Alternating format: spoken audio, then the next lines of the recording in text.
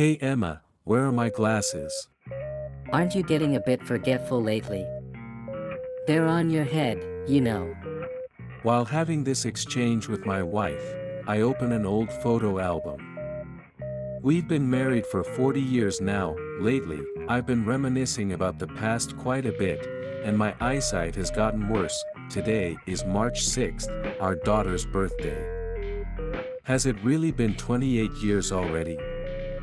Now, in our home, just the two of us, I felt a wave of nostalgia, and decided to look through the old album with my wife Emma, and then, we reminisce about that event that happened to our daughter Flora.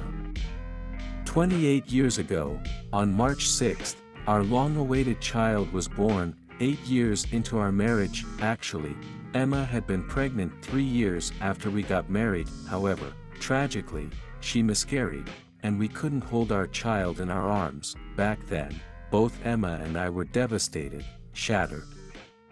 We couldn't think about having another child right away, and for a while, we weren't blessed with children, to the point where we thought maybe it just wasn't meant to be. Yet, we wanted to meet our own child.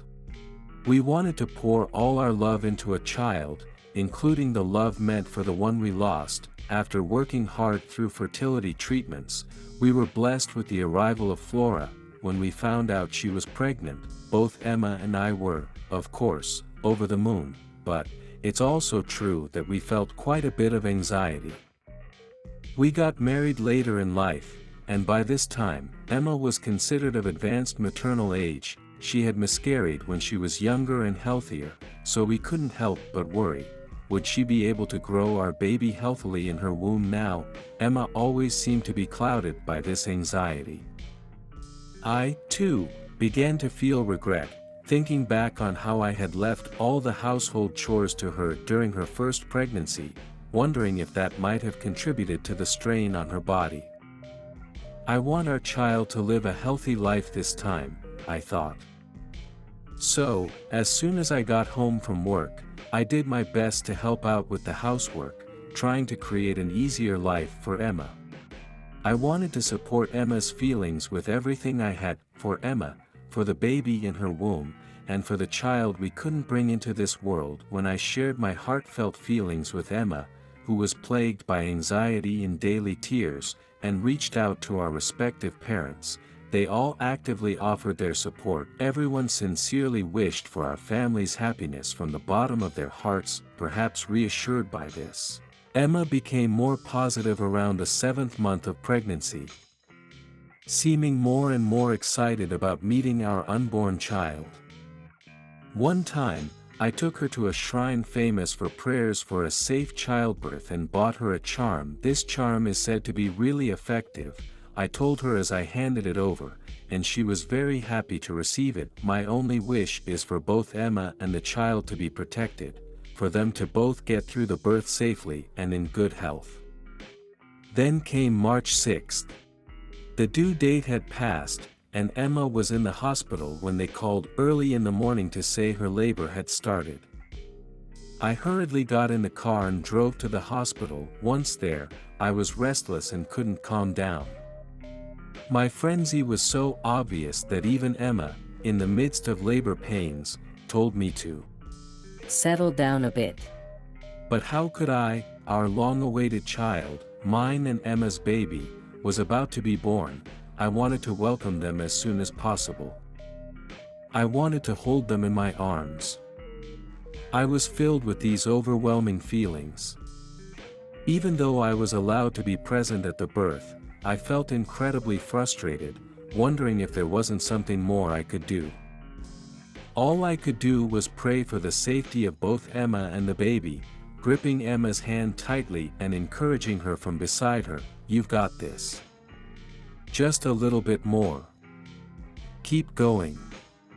Keep going. I didn't realize it until later, but I was crying as I shouted these words.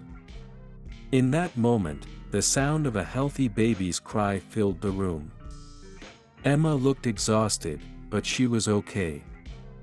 They're both safe, I thought to myself. When Emma was brought back to her room, I rushed to her side and, gripping her hand tightly, I told her, "Emma, thank you so much for pushing through.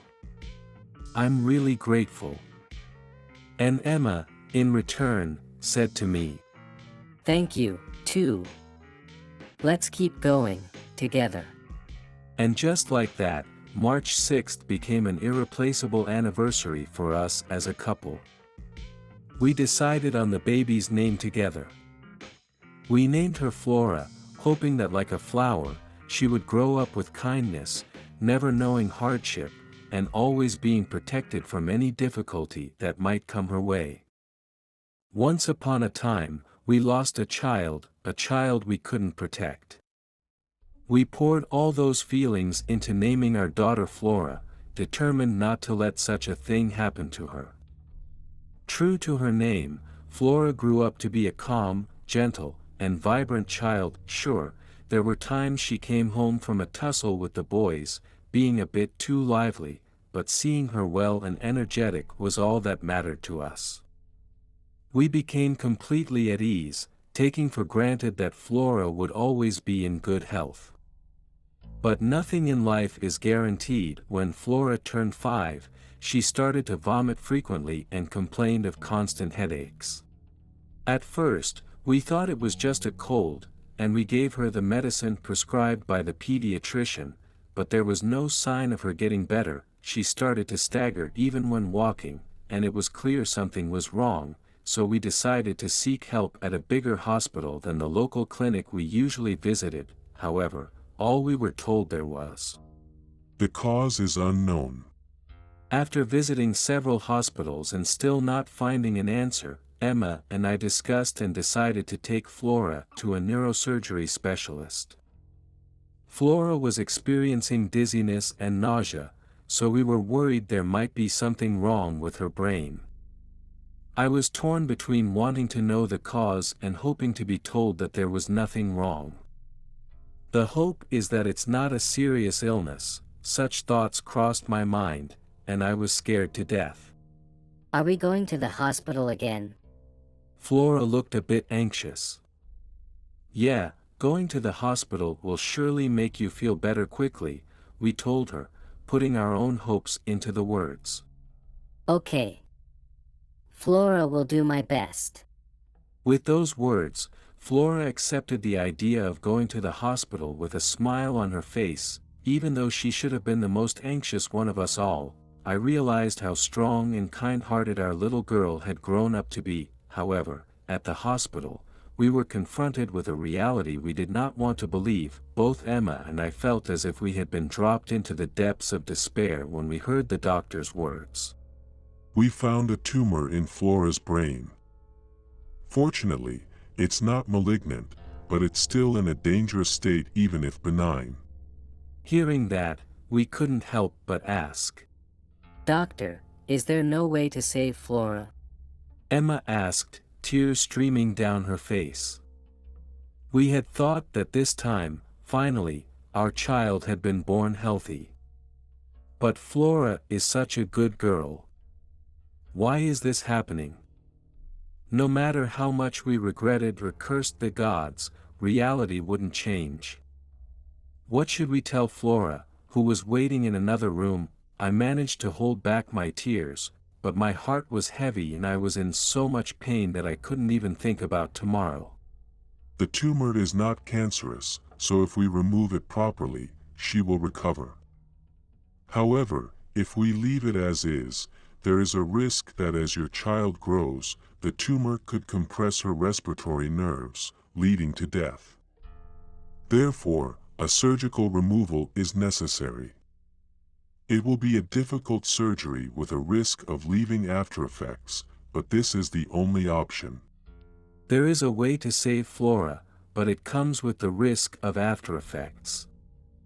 If we don't do the surgery, she might be fine now, but she could eventually die. Faced with these options, we found it extremely difficult to make a decision. Eventually, we decided to consult with a specialist at a university hospital, who was an expert in this type of surgery, and we received a referral letter to meet with them later. Upon arriving at the university hospital, we were told something even more shocking. The tumor was located in a life-threatening area. If left untreated, the situation could turn dire in no time, and immediate hospitalization was necessary. Furthermore, considering Flora is still a child, it was possible that the tumor was growing rapidly, and at best, she might only have half a year left, half a year to live. I couldn't believe that Flora, who had finally been born into this world, was now suffering from such a severe illness. And to make matters worse, her life was in danger. My mind went blank, and I couldn't accept the reality right away. I was quite shaken, but I was even more worried about Emma. She was so concerned about Flora's illness that she could hardly eat, and she wasn't getting any sleep at night. If this continued, Emma would break down too. With that thought, I wanted to be as supportive as possible, so I gently held Emma's hand. We signed the hospital admission paperwork and the consent form for the surgery. Knowing Emma didn't want to be separated from Flora, I left her with our daughter while I went home to gather the necessary items for the hospital stay. When I got home, I couldn't help but break down and cry for a while. Returning to the hospital, I saw Flora, who was excited and bouncing around. We hadn't told her the details of her illness, so she seemed to be looking forward to her first hospital experience as if it was a sleepover. Seeing Flora's cheerful face made me happy, but at the same time, I was overcome with fear that the day might come when I wouldn't be able to see her smile anymore. I didn't want to think about such things, but they kept crossing my mind. God, please, save Flora. Even I, who am non-religious, found myself wanting to cling to the idea of a God. On the way home, Emma said, As long as there is even a slight chance of living, I want to believe in that. Her eyes, which had been filled with tears just a moment ago, now seemed filled with strength. That's right. We've spent so much time crying in sorrow, but the one who is really suffering is Flora. How can we lose faith? She will have to go through surgery, deal with the side effects of medication, and endure pain after the surgery. She has to overcome so much with her small body. As her parents, our job isn't to cry, it's to support Flora with all our love. Even though she didn't put it into words, I felt like that's what Emma was trying to convey. The next morning, with renewed determination, Emma and I went to a nearby shrine to pray, and then we went to the hospital to give Flora an amulet. It's cute. Thank you. Flora said with a smile. Seeing her happy, we felt a glimmer of hope, believing that our prayers might reach the heavens and save our precious daughter. The amulet was a light pink color, adorned with an old-fashioned floral pattern. Flora held it tightly in her hand and happily thanked us. She was smiling and talking to us, showing no signs of feeling lonely. She had even made a new friend of the same age. Flora is really good at making friends, isn't she? Emma said with pride, and Flora looked pleased. Time flew by, and before we knew it, visiting hours were over. With heavy hearts, Emma and I left Flora's hospital room. Bye-bye, Mom and Dad. Flora said nonchalantly. She probably didn't think much of it, but for us, it felt like a final farewell, which scared us. It's not bye-bye, it's see you later, right? Emma corrected her. It's the same thing. Flora pouted. Even a casual goodbye made us overly sensitive. We realized we needed to be stronger. But just as we were thinking this, the phone rang around 2 a.m. Flora is in critical condition. We need to perform emergency surgery right away, so could both of her parents please come to the hospital? A nurse said, sounding a bit panicked. Our hearts dropped, and we rushed to the hospital as fast as we could, praying for Flora's safety. It had been just 2 days since Flora was admitted to the hospital. We couldn't believe how quickly things had escalated. The fear that her casual bye-bye from the evening could turn into reality was terrifying. Supporting my trembling wife's shoulder, we somehow managed to get in the car and hurry to the hospital. As soon as we arrived, we saw a child covered with a white cloth being rushed past us on a stretcher. Flora. My wife whispered, her voice breaking. For a moment, my vision blurred, and everything went white. But then a nurse called out, "Are you Flora's parents?" and directed us to another operating room. It wasn't Flora on the stretcher, but the relief was short-lived. Flora might end up in the same situation, and even though I didn't want to imagine it, I couldn't help it. No, it's going to be okay. Flora is going to be okay. We have to believe in her, I whispered to myself, trying to muster up courage for both Emma and me. The success of the surgery wasn't guaranteed. We had been told to be prepared when we signed the consent form the other day. Though, being prepared is easier said than done.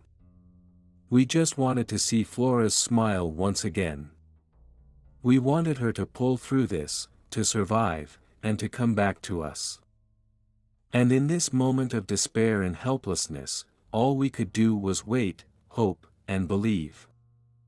We couldn't give Flora a healthy body when she was born. Even when she fell ill, we as parents might have been so overwhelmed that we couldn't fully support her. Maybe we've failed as parents.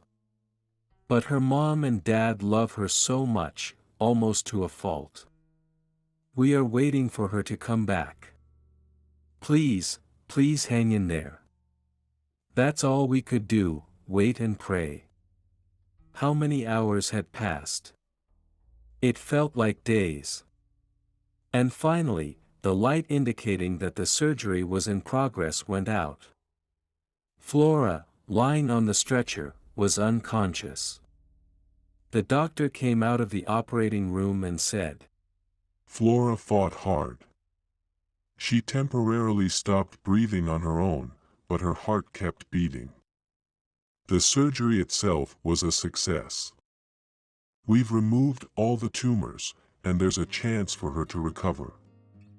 However, since there was a time when her breathing stopped, there might be some lasting damage. The surgery was successful, but she might have disabilities. My feelings were so mixed up, between relief and sadness, and I didn't know where to let out these tears I've been holding back. Every day since then, we've been visiting Flora, but she never responded, not to her name being called nor to her hand being held. The warmth of her hand in mine was the only solace, but I began to be haunted by the anxiety that she might never open her eyes again. Even a month after the surgery, she was still not awake, and it was starting to wear me down. Her sleeping face looked no different from when she would sleep peacefully at home. Flora, the weather is really nice today. It's just like the sky on the day you were born, I said, holding her hand as usual today. The park you wanted to go to is supposed to open this month. Let's go together, just Flora, Mom, and Dad. Hoping for a response, I kept talking to her like this over and over again. Hey, Flora. As I envisioned Flora's smiling face, tears started to well up in my eyes. That's when it happened. Flora definitely squeezed my hand back.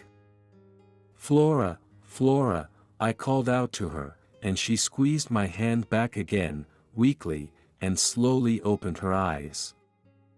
I immediately pressed the nurse call button, and Emma came back as well. The doctor who rushed and examined Flora and told us that there were no after effects or paralysis. Emma and I, overwhelmed with joy, hugged Flora tightly, crying. After several months of rehabilitation and hospitalization, Flora was finally discharged. It's all safe now. We heard the doctor say, and we were truly happy. 28 years have passed since then. As we were reminiscing, looking at the photo album, Flora came home from work. What are you two doing? Flora asked, seeing us unusually engaged with the album. We were just reminiscing because it's your birthday today. Emma responded. Heh, well, it's just you and Dad who care about my birthday since I don't have a boyfriend to celebrate with. Flora said, picking at the fried chicken we had prepared on the table. As long as I have you, Flora, I don't need anything else. I'm content, I said. Dad, you really need to start letting go of your daughter. She responded with a chuckle. Well, we don't need to worry about that for a while yet, I replied. This is just a typical conversation in our household. Of course, I do wish to see Flora in a bridal dress one day, but what truly matters to me is that she lives a healthy and happy life. That's all I need. And that's the honest truth. Our precious child who we couldn't bring into this world. And Flora, who was born and overcame so many hardships. Both are irreplaceable and hold immense value to Emma and me. This won't change, no matter how many years pass.